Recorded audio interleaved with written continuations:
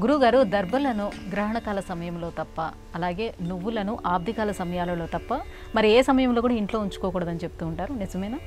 దర్భలు ఇంట్లో ఉండకూడదని, అలాగే నువ్వులు ఇంట్లో ఉండకూడదని, ఏదో గ్రహణం వచ్చినప్పుడు పెట్టుకోవాలి. నువ్వులేమో ఏదో పితృకార్యాలు ఆబ్దికాలు లాంటివి వచ్చినప్పుడు తప్ప వాటిని ముట్టుకోకూడదు, అసలు ఇంట్లోనే ఉండకూడదు. ఒక విశ్వాసం ఏర్పడింది. దీన్ని శాస్త్రము, ధర్మము, సంప్రదాయము అనే కంటే సెంటిమెంట్ అంటే సరిపోతుంది. ఇది ఒక మూఢ విశ్వాసం. ఏదో ఆ సమయంలో వినియోగించాం కాబట్టి, గ్రహణం అంటే ప్రమాదాన్ని కలిగించే కాలం కదా, గ్రహణ సమయంలో బయటకు వెళ్ళకూడదు, గ్రహణాన్ని చూడకూడదు, ఇట్లా ఏవో చెప్తారు. కాబట్టి ఎందుకు వచ్చింది ఆ ప్రమాద సమయంలో ఉపయోగించే దర్భలు ఇంట్లో పెట్టుకోవడం దేనికి? అలాగే పితృకర్మ అంటే బాధతో చేసేది కదా, ఈ బాధతో చేసే కష్టాన్ని కలిగించే సన్నివేశానికి గుర్తుగా ఉండే నువ్వులు ఇంట్లో ఎందుకులే అనే ఉద్దేశంతో ఏర్పడింది. కానీ ఇంట్లో దర్భలు ఉండకూడదని కానీ, నువ్వులు ఉండకూడదని కానీ ఎక్కడా శాస్త్రంలో ఎవ్వరూ ఎన్నడూ చెప్పలేదు.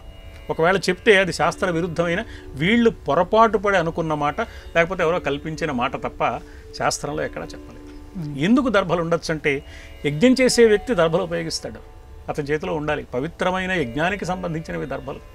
దర్భలు అపవిత్రతను పోగొట్టి పవిత్రతనిచ్చేవి, అపరిశుభ్రతను పోగొట్టి శుభ్రతనిచ్చేవి, విషతత్వాన్ని పరిహరించి అమృతత్వాన్ని ప్రసాదించేవి దర్భలు. కాబట్టి అవి తప్పకుండా ఇంట్లో ఉండవచ్చు, ఉండడంలో ఏమీ అభ్యంతరం లేదు. నిరంతరం యజ్ఞం చేసే వాళ్ళ ఇంట్లో ప్రతిరోజు దర్భలు ఉంటాయి, అందువల్ల తప్పేం కాదు. గ్రహణ కాలంలో వాటిని వినియోగిస్తాం, కానీ గ్రహణ సమయంలో మాత్రమే ఉండాలి, మిగతా సమయాల్లో ఇంట్లోకి రావడానికి వీల్లేదు అని అనుకోవాల్సిన అవసరం లేదు. అలాగే నువ్వులు కూడా, నువ్వులు కొన్ని ప్రత్యేకమైన వ్రతాల్లో వినియోగిస్తారు. నువ్వులతో చేసే ఆరాధన విధానం ఉంది, కేవలం పితృకార్యాలే కాకుండా. అందువల్ల నువ్వులు ఇంట్లో కూడా ఉండొచ్చు.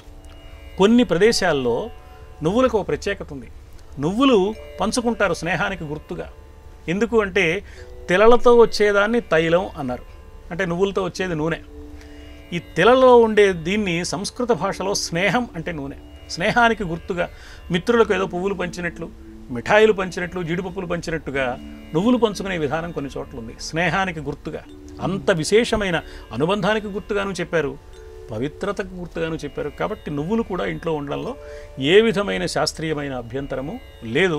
ఉండకూడదనుకోవడం కేవలం సెంటిమెంట్ తప్ప శాస్త్ర పరిజ్ఞానం మాత్రం ఖచ్చితంగా కాదు అనేది మనం గమనించాలి.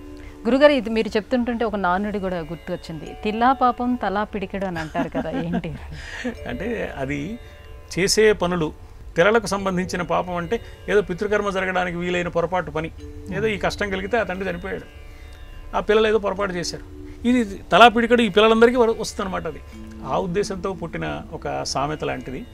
దానికి నువ్వులు ఇంట్లో ఉండడానికి సంబంధం కనపడదు.